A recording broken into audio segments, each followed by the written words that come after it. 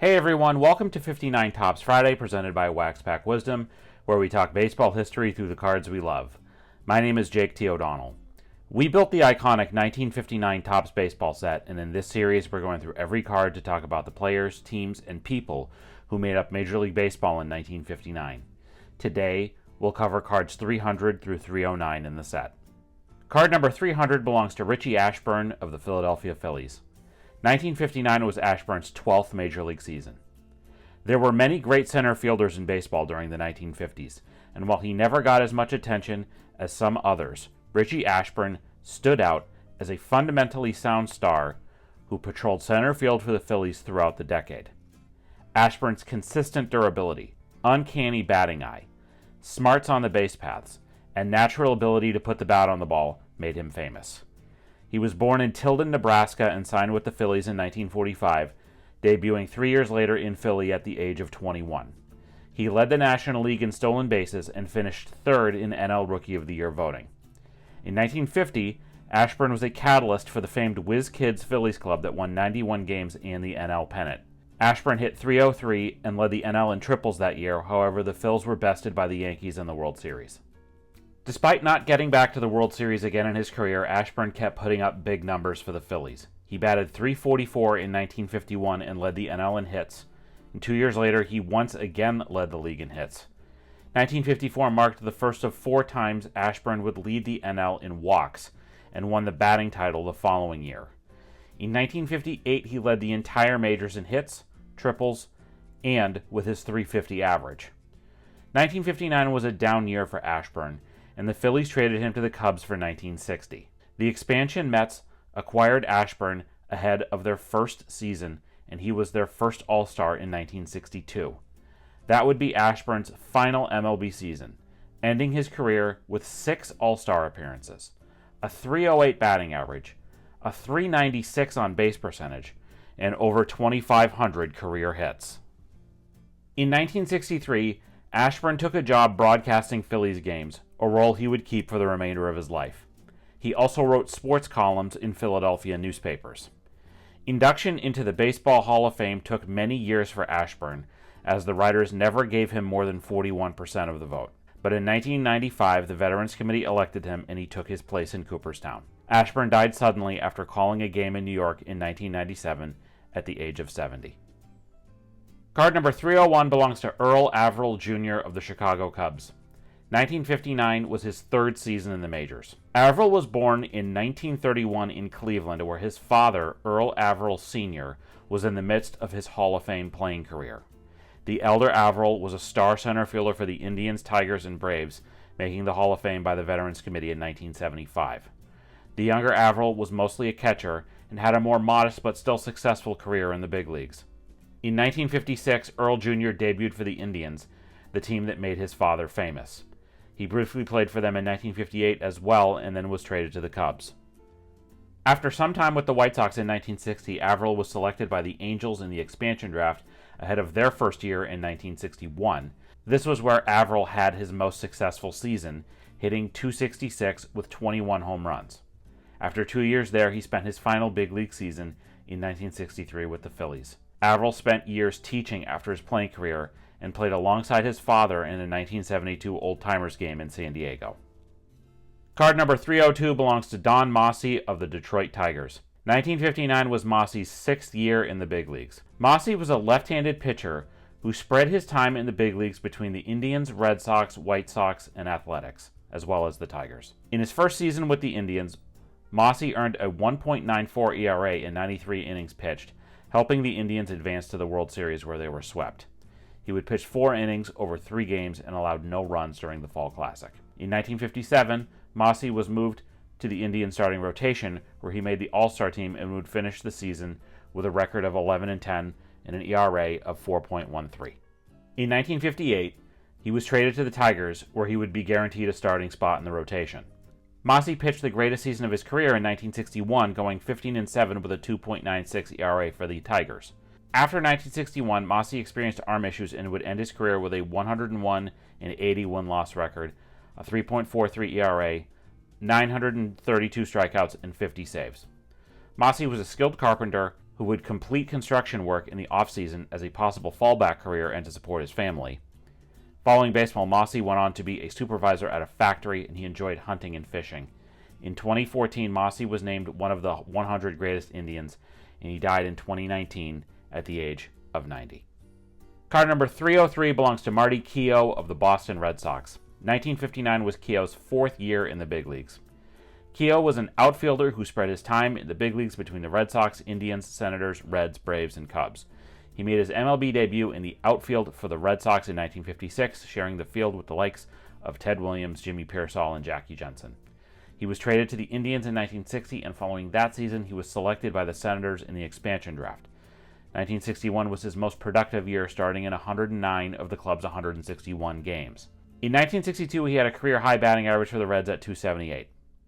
In his 11-year career, Keough had a .242 batting average with 434 hits, 43 home runs, and 176 RBI in 841 games.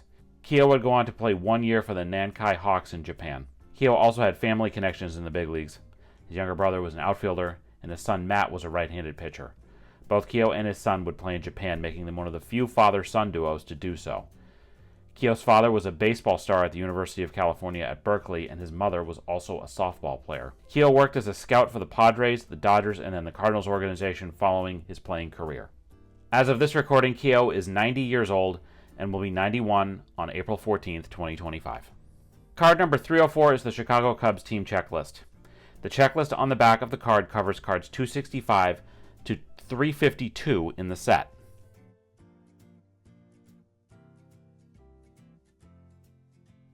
By 1959, the Cubs were firmly entrenched in a two-decade period of second division baseball. Fans on the north side of Chicago at least had one player they could be proud of when they'd go to Wrigley Field during this time: Ernie Banks. Mr. Cub was still playing shortstop regularly during this time, and despite the poor record of the club, Banks still managed to win back-to-back MVP awards in 1958 and 1959. Despite Banks' best efforts, manager Bob Sheffing's Cubs team still finished 1959 6 games below 500 and in 5th place out of 8 NL teams. On the pitching staff, Glenn Hobie was the standout, winning 16 games with a 3.69 ERA. Card number 305 belongs to Kurt Radon of the Pittsburgh Pirates. Radon did not play in the big leagues in 1959. His only year in the majors would be 1958 with the Pirates. He was a right-handed pitcher who signed with the Braves in 1953, playing in their farm system before being traded to the Pirates farm system. He was a reliever for the Pirates and had a save in his first MLB appearance against the Braves. In May of 1958, he had his first start and would join the Pirates starting rotation from June to September. On June 12, 1958, he threw a 2-hit complete game, resulting in a 2-1 victory over the Giants.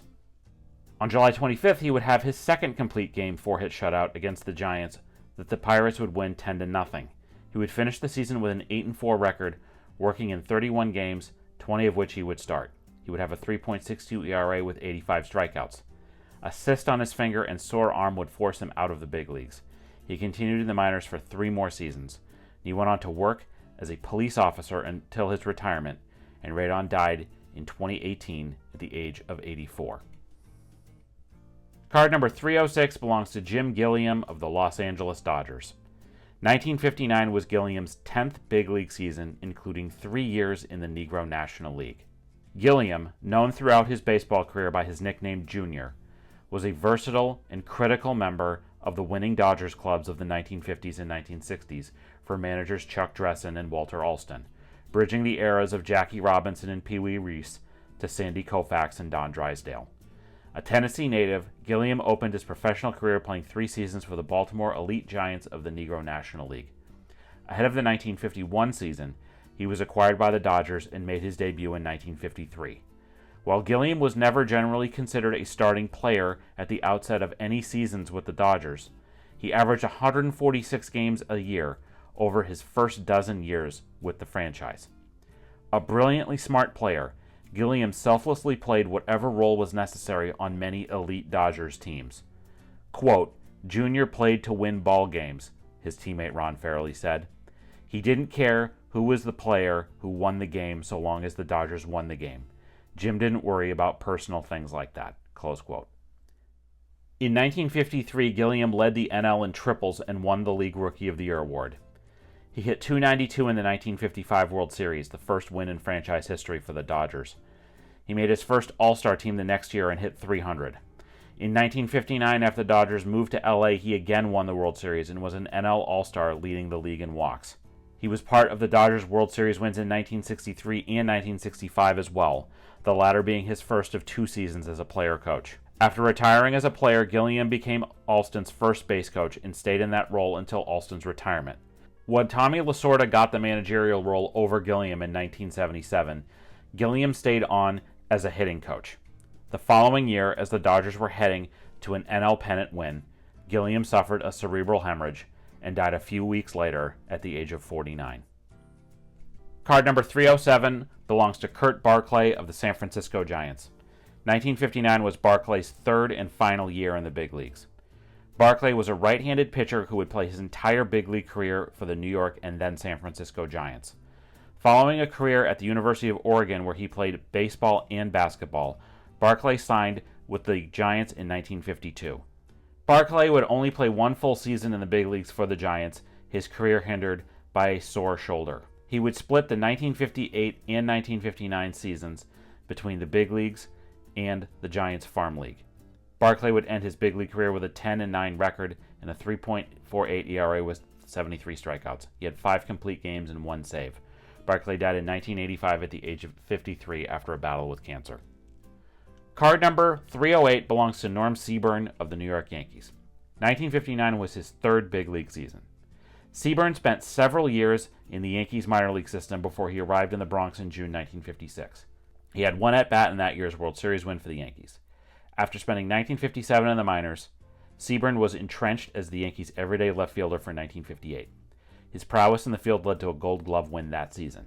Siebern had 1 hit and 11 at-bats in that year's Yankees World Series victory. After hitting .271 in 1959, Siebern was part of the massive trade with the A's that sent Roger Maris to New York. Siebern had his best MLB season with the A's in 1962, hitting .308 with 25 homers and making both All-Star teams. Siebern would earn All-Star honors in both of the following 2 seasons as well. He played 2 years for Baltimore, a year for the Angels, and split 1967 between the Giants and Red Sox and finished his career in Boston the next year. Siebern worked as an MLB scout in retirement, owned an insurance agency, and after moving to Florida was an active member of the Naples chapter of the Society for American Baseball Research and the Kansas City Baseball Historical Society. Card number 309 belongs to Sal Maglie of the St. Louis Cardinals. Maglie did not appear in the majors in 1959, as 1958 was the final year of a 10-year MLB career. Maglie was a Niagara Falls native who the Giants selected in the Rule 5 draft from the Tigers in 1941. After a few years in the minors, he debuted for the Giants in 1945 at the age of 28. However, he would not gain a foothold with the Giants until 1950. That year, Maglie led the NL with a 2.71 ERA and 5 shutouts in an 18-win season for the Giants in 1950. He earned a reputation as a ferocious competitor on the mound, and his penchant for throwing the high hard one at hitters earned him the nickname The Barber. In 1951, Maglie won 23 games as the Giants staged an incredible late-season comeback and won the NL pennant on Bobby Thompson's famed homer in the Polo Grounds. Maglie lost his only World Series start that year against the Yankees. Maglie was again an All-Star in 1952, and in 1954, Maglie tossed 7 innings of 2-run ball against the Indians in his World Series start as the Giants swept that fall classic. The Indians claimed Maglie off waivers in 1955, and thus began a latter stage of his career where he bounced around several teams, including the Dodgers, Yankees, and Cardinals. Most notably, Maglie was outstanding for the Dodgers in 1956, earning a 2.87 ERA in 191 innings and finishing second in both the Cy Young voting and NL MVP voting. During his last stop in St. Louis, the Cardinals gave him his release at the end of 1959 spring training. Maglie then spent 2 different stints as Red Sox pitching coach and also held that role for the short-lived Seattle Pilots. That's going to do it for this edition of 59 Tops Friday on Wax Pack Wisdom. Today's episode was written by Abby O'Donnell and Jake T. O'Donnell. Do you have a story about one of the people, players, or teams we discussed today? Let us know in the comments. We'd love to hear it. If you enjoyed this video, please give it a like and subscribe to our channel so you don't miss any of our Wax Pack Wisdom content. In the video description, you will find our source material for this episode, links to where you can follow us on all social media channels, as well as a list of our favorite nonprofits and charities. Please consider a donation to one of them if you enjoyed this content. Thank you for watching, and we'll see you next time on Wax Pack Wisdom. Take care.